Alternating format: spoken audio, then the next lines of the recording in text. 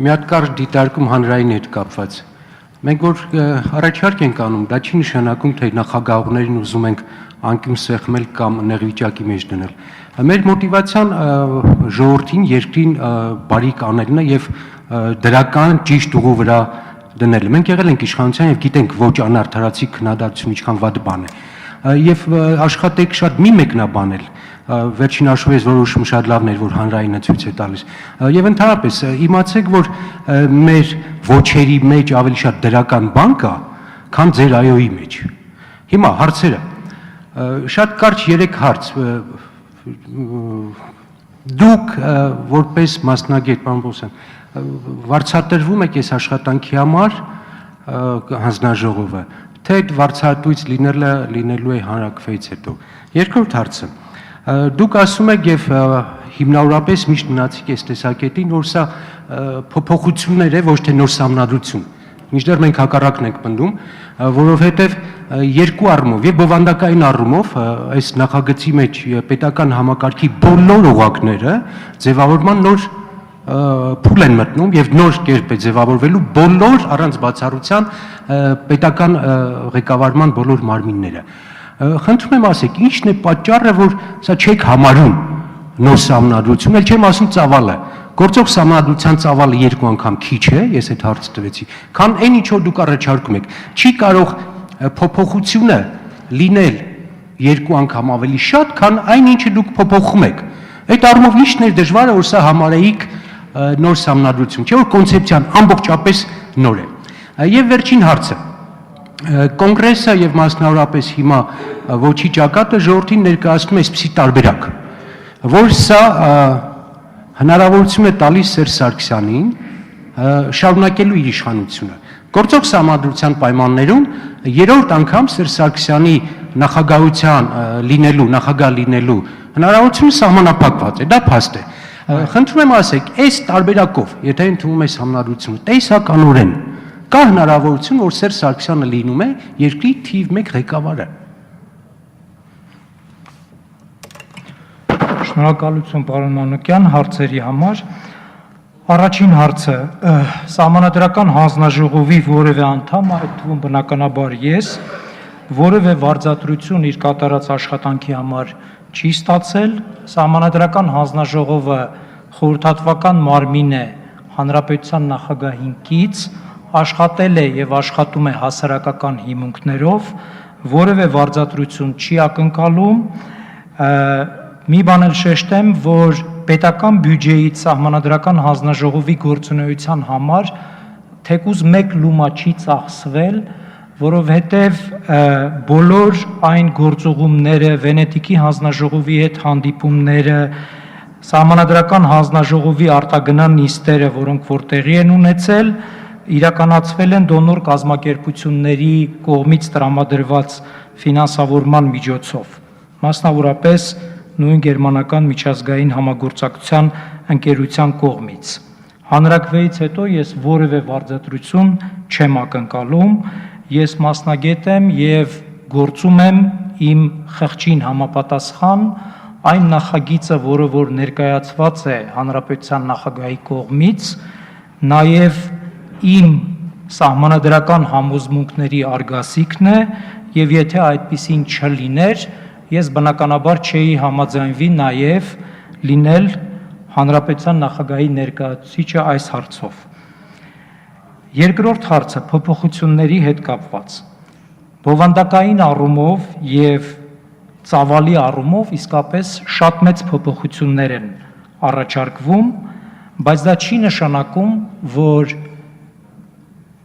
խոսքը այստեղ անպայմանորեն պետք է գնա նոր սահմանադրության մասին։ Որպես կանոն նոր սահմանադրությունը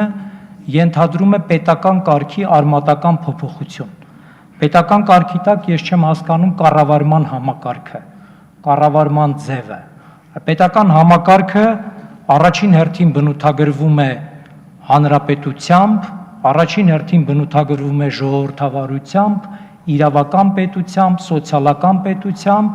ինքնիշխանությամբ, եւ եթե մենք այդ տեսանկյունից ենք նայում սահմանադրական փոփոխությունների նախագծին, ապա այդ առումով որևէ փոփոխություն չի կատարվել։ Եթե նկատել եք, նույնիսկ սահմանադրական փոփոխությունների նախագծում առաջին եւ երկրորդ հոդվածները վերտառություն չունեն, մնացել են այնպես, ինչպես գործող սահմանադրությամբ դա նախատեսված է։ Պետության հիմնական նպատակները, իղձերը մեր հայոց պետականության այնպես ինչպես սահմանված են եւ շատ ճիշտ ձևով են սահմանված գործող սահմանադրության նախաբանում, որևէ փոփոխության նույնպես չի ենթարկվել։ Կառավարման ձևի փոփոխությունը որոշ երկրներում համարվում է նաեւ սահմանադրության փոփոխություն, ասենք նույն Ֆրանսիայում, երբ որ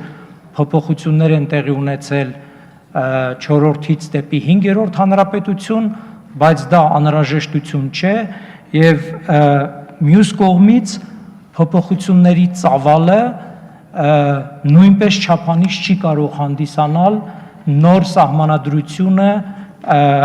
սահմանադրական փոփոխությունները նոր սահմանադրություն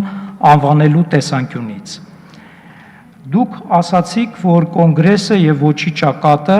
պնդում են, որ սահմանադրական փոփոխությունները միտված են նրան, որպիսի հանրապետության նախագահը շարունակի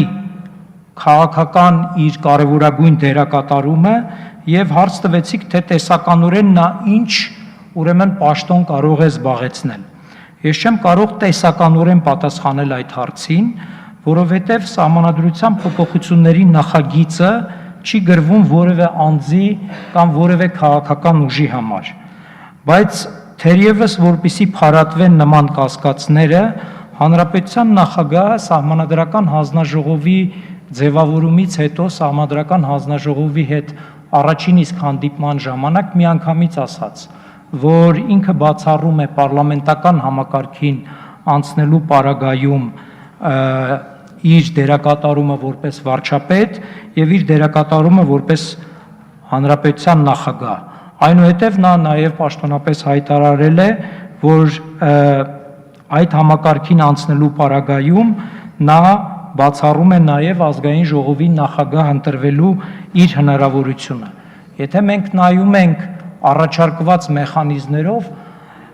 եւ նկատի ունենալով, որ սահմանադրական նախագծով ամրագրված է 100%-անոց համամասնական համակարգ, ապա շատ դժվար է նաև ենթադրել, թե ինչպես կարելի է հանրապետության նախագահի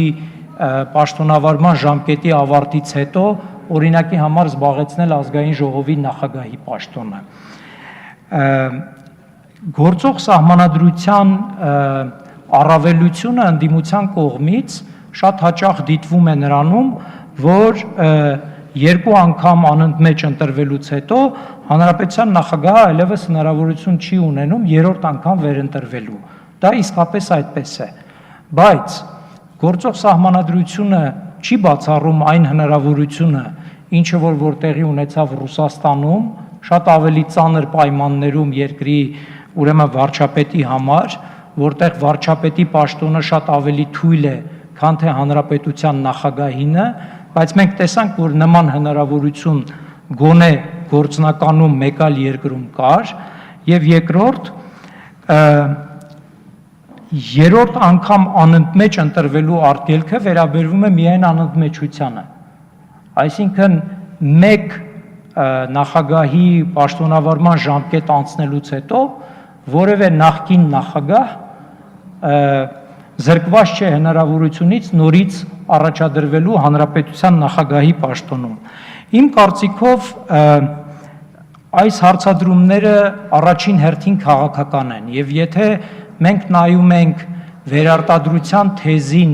բովանդակային առումով, ապա պետք է շատ պարզ մեզ հաշիվ տանք, որ գործող համակարգը, գործող կառավարման համակարգը շատ ավելի մեծ հնարավորություն է տալիս իշխանության գերկենտրոնացման եւ ընտրական գործընթացների վրա ոչ սահմանադրական մեթոդներով ազդելու համար, քան այն համակարգը, որը առաջադրվում է սահմանադրական փոփոխությունների նախագծով։ Սրան մի բան էլ հավելեմ, որ սահմանադրական փոփոխությունների նախագիծը բացառում է մեծամասնական համակարգի գոյությունը ընդհանրապես, իսկ դա մեր քաղաքական պրակտիկայում որպես կանոն 1995 թվականից սկսած, երբ որ մենք ունեցել ենք խառը ընտրական համակարգ, միշտ քաղաքական արհեստական առավելություններ է տվել իշխող քաղաքական ուժին։ Եթե իշխող քաղաքական ուժի նպատակը նման ձևով իշխանությունը վերարտադրելն էր, ապա հարց է առաջանում, թե ինչու է առաջարկված սահմանադրության փոփոխությունների նախագիծը առաջարկում անցում կատարել 100%-ով համամասնական ընտրական համակարգի։ Ավարտեցիք, պարոն Պողոսյան։ Արձագանքի համար, պարոն Մանուկյան։ Կարծում զուտ մեթոդական առաջարկ էլի, պատասխանեք այն մասով, ինչ մասով հարց եղել է։ Ես մեծամասնականի, համամասնականի մասի զուտ ձեր ժամանակը խնայելու համար։ Հիմա Սերժ Սարգսյանը մի ամիս առաջ պաշտոնական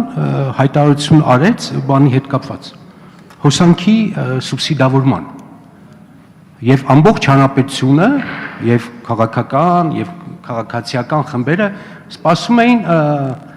աուդիտի արդյունքներին, որովհետեւ երկրի թիվ 1 դեմքը հայտարարել էր, որ սուբսիդավորվելու է ամբողջ թանկացումը։ Չէր անցել մի ամիս, Սերժ Սարգսյանը ինքը հերքեց իր ասածը։ Եվ հիմա սուբսիդավորվում է ուրիշ քանակով եւ այլն։ Այսինքն այդ հորը սարևը չի աշխատում։ Ասում են հետո մի ամիս առաջ լրիվ ուրիշ բան են անում։ Ես չեմ հավատում իր խոսքին։ Բայց ես ուրիշ հարց եմ տալիս։ Ես ընդհանրապես պարզ հարց եմ տալիս, որի պատասխանը շատ հեշտ պետք է լինի։ Տեսականորեն հնարավոր է արդյոք Սերժ Սարգսյանը սահմանադրության ընդունումից հետո լինի Հայաստանի թիվ 1 քաղաքական դեմքը, Հայաստանի ղեկավարը։ Շնորհակալություն։ Պարոն Մանուկյան, եթե դուք ասեք, թե ինչ եք հասկանում թիվ 1 քաղաքական ղեկավարը քաղաքական պաշտոնի միջոցով, ինձ համար շատ ավելի հեշտ կլինի ձեր տեսական հարցին գործնական պատասխան տալ։ Ես ասացի, որ հանրապետության նախագահը հայտարարել է, որ այդ 3 պաշտոններից պարլամենտական համակարգի անցման պայմաններում ինքը չի հավակնում, այլ ուրեմն պետական պաշտոն սահմանադրության փոփոխությունների նախագծով սահմանված նախատեսված չէ, որի միջոցով ֆորմալ սահմանադրական լծակների շնորհիվ հնարավոր է լինել երկրի քաղաքական համար առաջին դեմք։ Ինչ վերաբերում է հավատալ չհավատալուն, ապա ընդառաջելով ձեր մեթոդական առաջարկին, ես պարզապես կպատասխանեմ, որ դա ձեր իրավունքն է եւ ձեր կարծիքն է։